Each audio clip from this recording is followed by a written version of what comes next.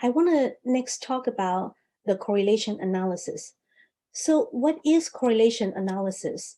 Correlation is a method to quantitatively analyze the relationship between multiple variables.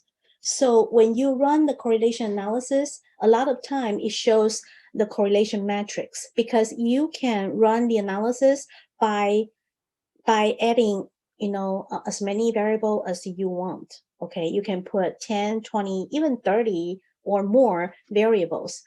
But normally we don't do that many variables because it's difficult to read.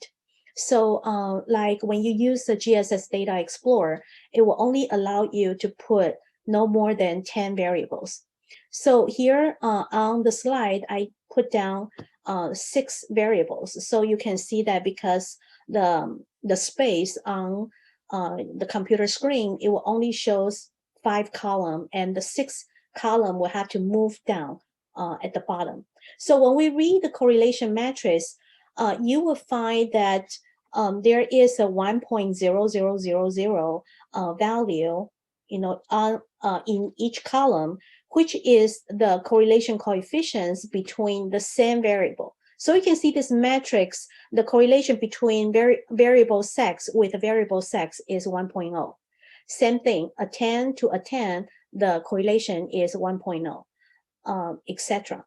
So I highlight all of the 1.0 coefficient. Okay, so upper half is the same thing as the bottom half.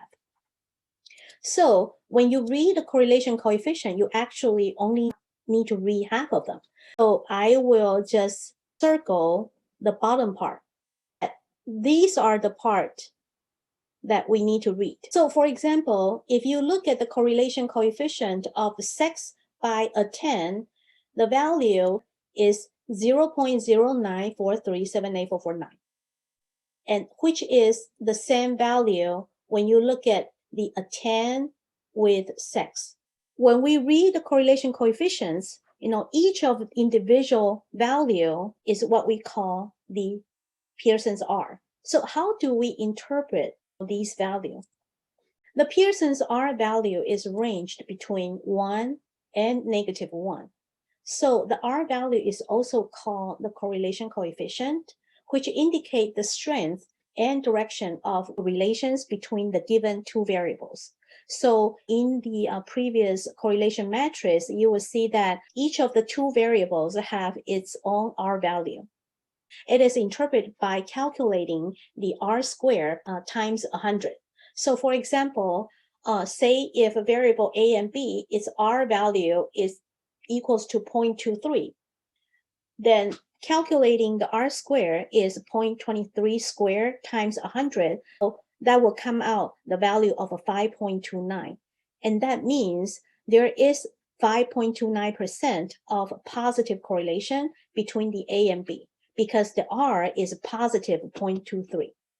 But the same variable A has a different coefficient with the variable C. So the RAC is equals to negative 0.52.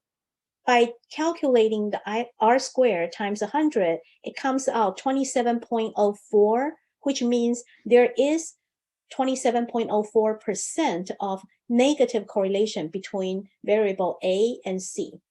So the positive sign or negative sign of the R value basically means that there is positively correlated or negatively correlated, but it's not indicate its strength.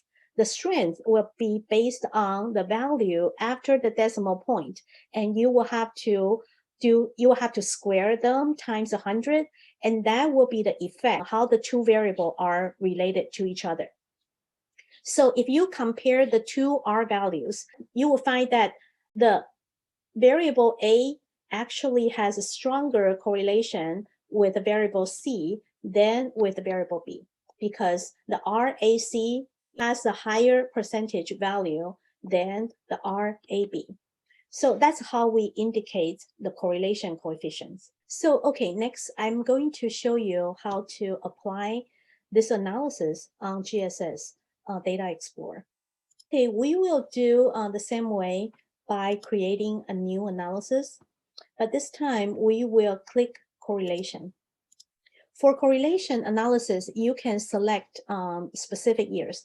But one thing you will need to be careful is that if you are selecting multiple years, the data will pile up all of these years cases together to run the analysis, which may be misleading. So a better way to do is to run individual year separately. Okay, so here I'm going to name correlation analysis. You can add more than 2 variables. So I'm going to put down a 10 by sex, by race, by AB, any, by AB health.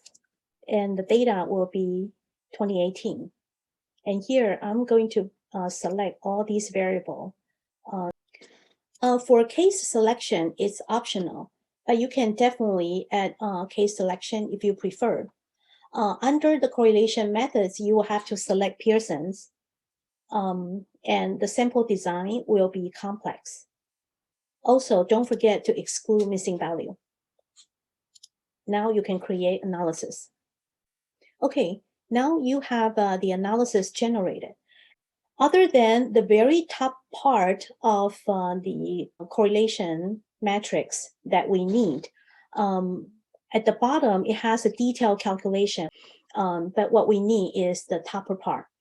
And that would be the correlation matrix that you need, and all of the R value is what you need to take a look, and then for your research interpretation to see how your dependent variable are positive, negatively related to your independent variables, and how strong those correlations are.